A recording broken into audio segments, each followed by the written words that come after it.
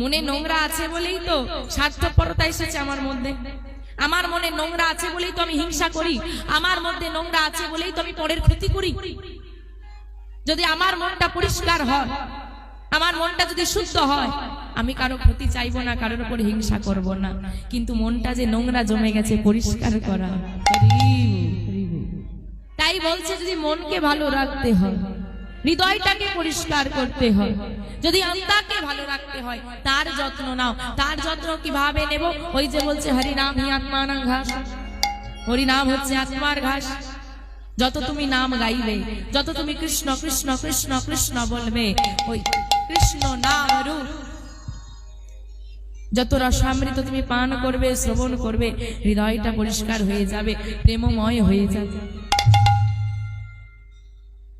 কারণ চিন্তা করে লাগাবে, এই যে একটা কলসিতে যদি জল